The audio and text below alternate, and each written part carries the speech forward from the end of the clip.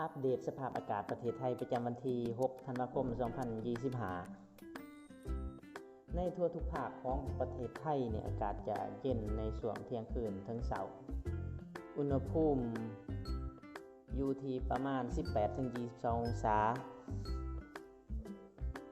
อากาศหนาวนี่จะอยู่ทางภาคเหนือตอนบนเนาะอยู่ทางภาคเหนือตอนบนในตอนกลางวันเนี่ยอากาศจะร้อนขึ้นอุณหภูมิประมาณ 29-31 องศาแล้วก็จะมีลมกระโชกค่อนข้างแรงในตอนกลางวันเนาะอยู่ที่ภาคอีสานตอนล่างภาคตะวันออกภาคกลางแล้วก็ภาคใต้แล้วก็จะมีเมฆปกคลุมเบาบางเป็นส่วนใหญ่ในทั่วทุกภาคที่ภาคใต้นี่จะมีเมฆหนาเนาะที่ภาคใต้จะมีเมฆหนาเด้อ